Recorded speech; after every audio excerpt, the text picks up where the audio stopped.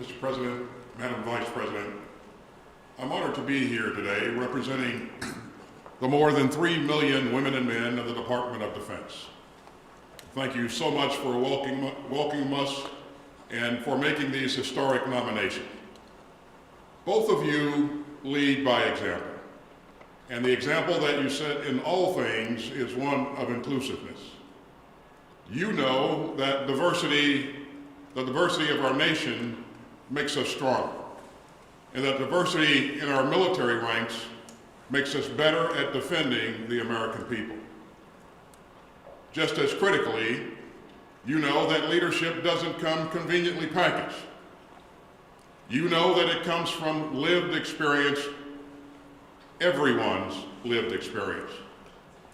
And today, you are nominating for a combatant command two extraordinary military leaders whose lived experience encompasses nearly 70 years of uniformed service in peace and in war.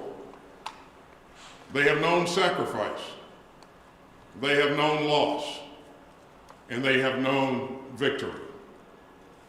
They have flown and fought for this country across the continents from the waning days of the Cold War right up to the modern days of wars that we still wage. General Richardson and her husband Jim deployed to war together in 2003 as helicopter battalion commanders flying dangerous missions over Iraq. And also Laura's brother and sister were serving there too, making national security something of a family business. General Van Ovost was a pioneer in the development of the rugged C-17 cargo plane, conducting dirt takeoff and landings and airdrops in this mammoth aircraft as one of its very first test pilots. In becoming a test pilot, she also achieved her dream of flying fighter aircraft even though women were still barred from flying in combat. And undeterred, she would later fly the KC-135 tanker in combat over the skies of Iraq and Afghanistan, refueling numerous aircraft in support of the Joint Force.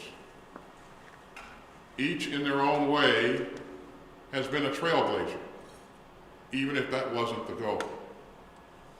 And each in their own way, like you, Mr. President and Madam Vice President, has led by example, and they still do. As General Van Ovost so eloquently put it not long ago, it's important to have firsts and onlys. Today, Mr. President, your nominations ensure that all Americans, women and men alike, will see these two special people continue to lead at the highest levels. And they will see them continue to defend this nation. And they will see, as you like to say, sir, the power of their example. And now, it's my great pleasure to introduce another great leader, the Vice President of the United States, Kamala Harris.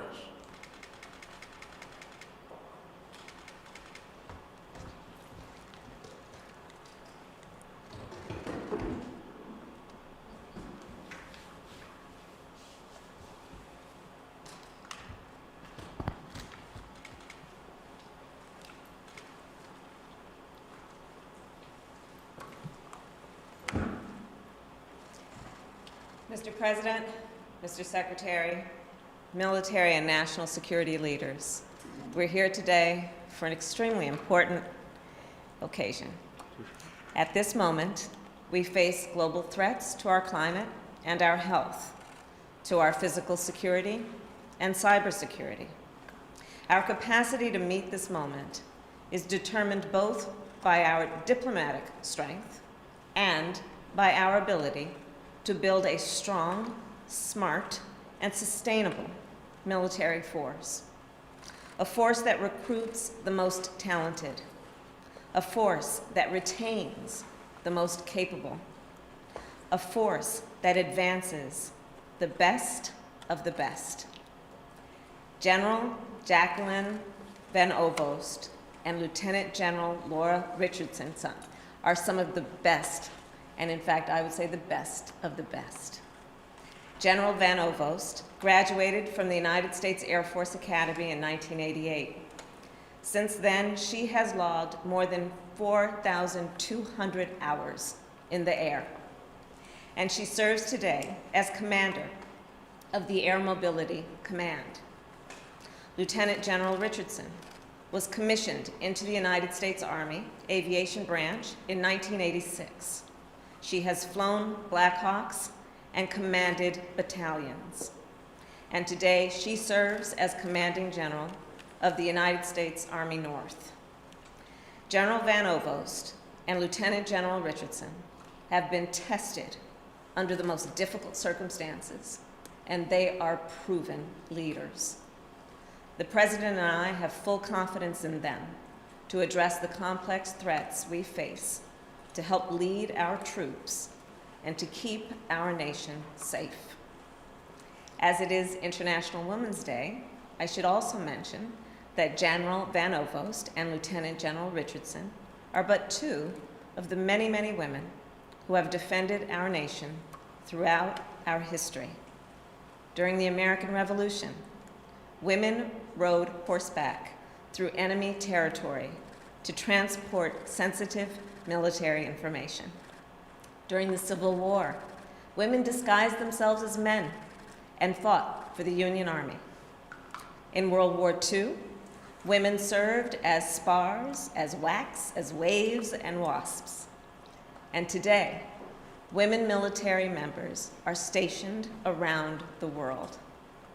I say this to remind us, while it has only been 5 years since all combat jobs have opened to women, women have been in the line of fire, risking their lives to protect our nation long before that. Today, we know women make up 16% of our active duty military and 19% of our enlisted officers. We also know that women want to serve and that our military is stronger when they do. Look no further than General Van Ovost and Lieutenant General Richardson for proof. Recruiting more women to our military, adjusting policies to retain more women, enforcing policies to protect women and ensure they are heard, and advancing more women on fair and equal footing will without any question make our nation safer. And that's the work ahead. So for now, let me congratulate General Van Ovost and Lieutenant General Richardson. And with that, it is my great honor to introduce our Commander-in-Chief, President Joe Biden.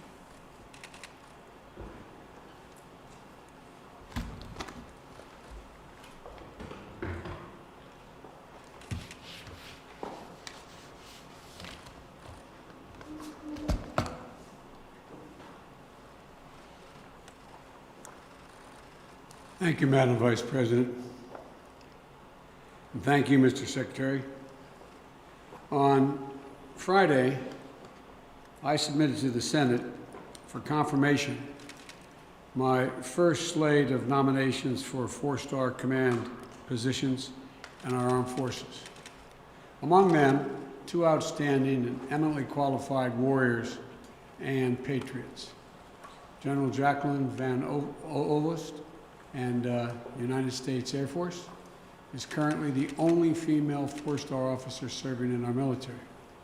I nominated her as Commander of the United States Transportation Command, and when confirmed, the Lieutenant General Laura Richardson of the United States Army will be promoted to the rank and join General Van Ovost as the only another four-star general.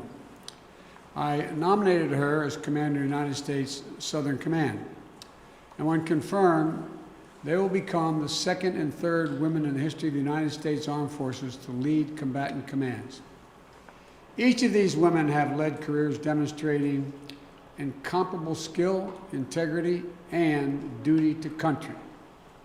And at every step, they've also helped push open the doors of opportunity to women in our military, blazing the trail a little wider, a little brighter, for all proud women following in their path and looking to their example. And I wanted to shine the light on these accomplishments for those women today, because General Van Ovost is reiterated in an interview this last week, and I'm the second person to say this. It's hard to be what you can't see. It's hard to be what you can't see, but you'll soon see. Today is International Women's Day, and we all need to see and to recognize the barrier-breaking accomplishments of these women. We need the young women just beginning their careers in the military service to see it and know that no door will be closed to them. We need women and men throughout the ranks to see and celebrate women's accomplishments and leadership in the services.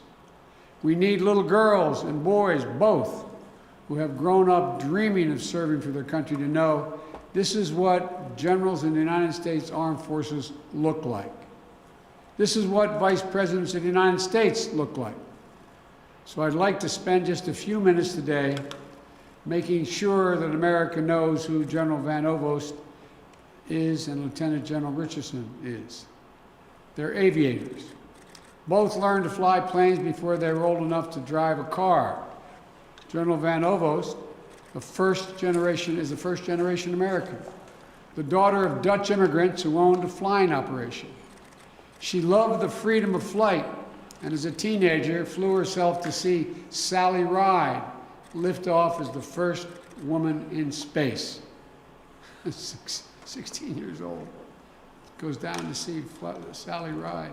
She said she was at several thousand feet watching from a distance.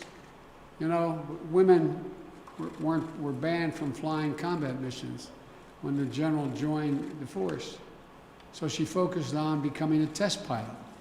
And instead of learning to fly just one plane, she learned to fly everything, including Air Force Two when I was vice president.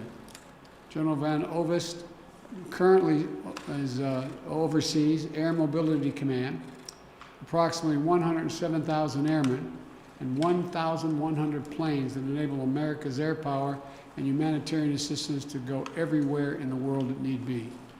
From flying water to Texas after the recent storms to ensuring our wounded warriors are evacuated for medical care from anywhere in the world, she gets it done. Lieutenant General Richardson's parents were proud patriots and must have rubbed off because Lieutenant General Richardson and her brother and sister all joined the Army.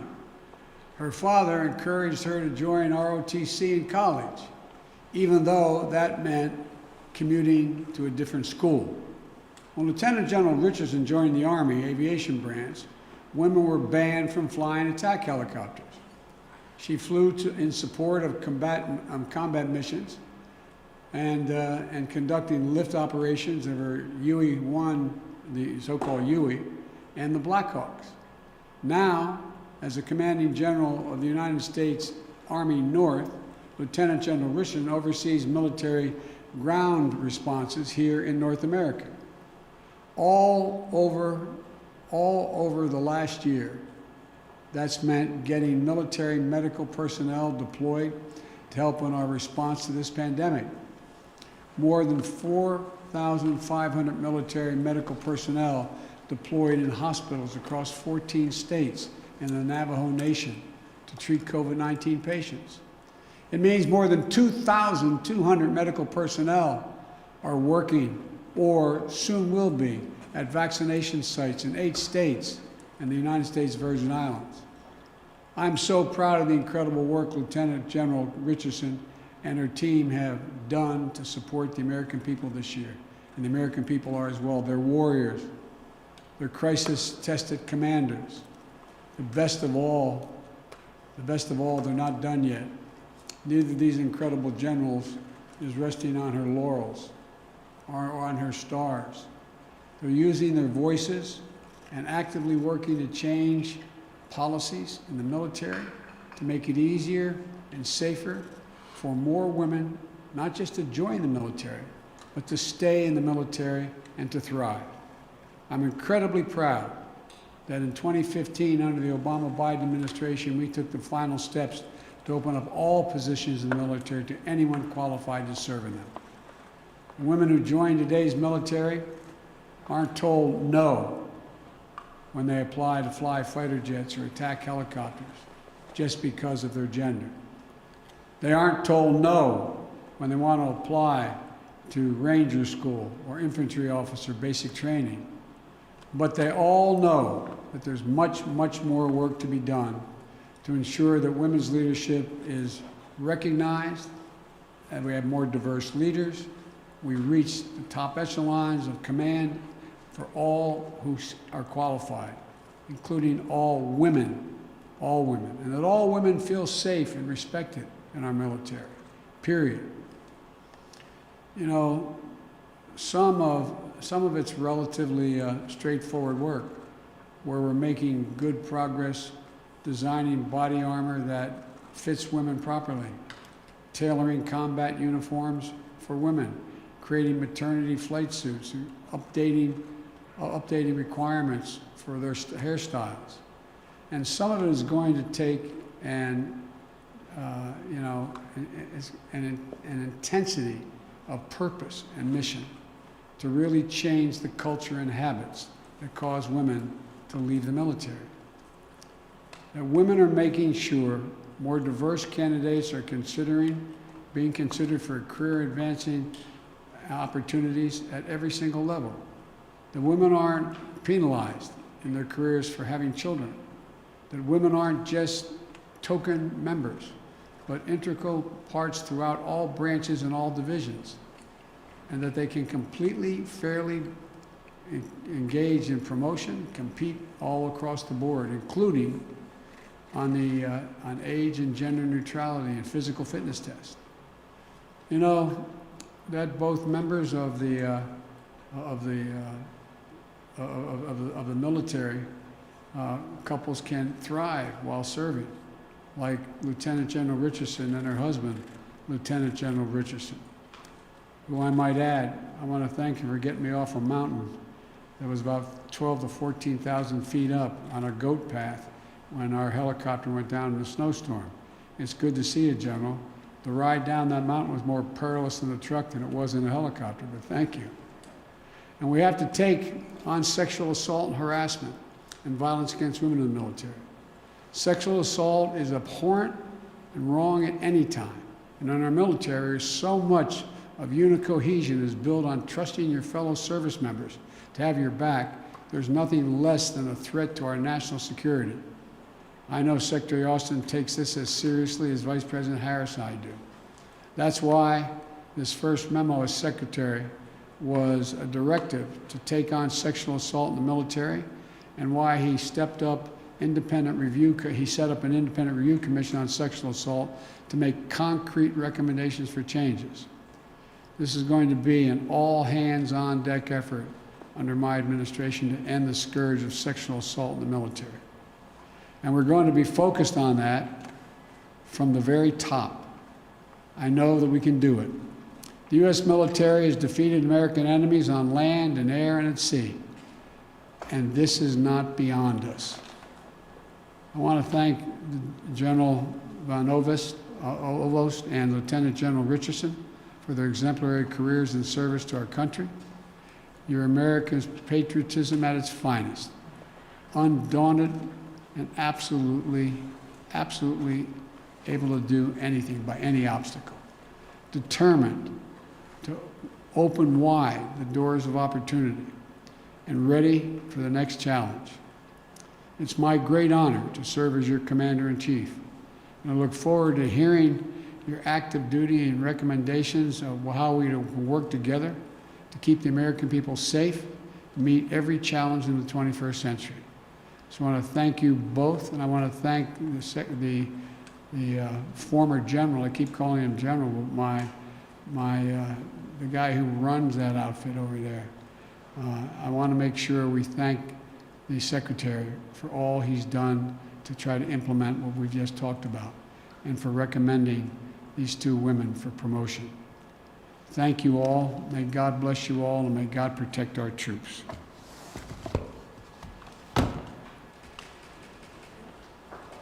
Thank you.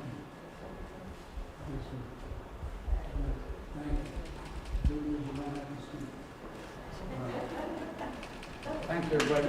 Mr. President, can you pass voting rights with the Senate filibuster in its current form, do you think? I can talk to you about that later. What about these Okay. votes against transgender youth?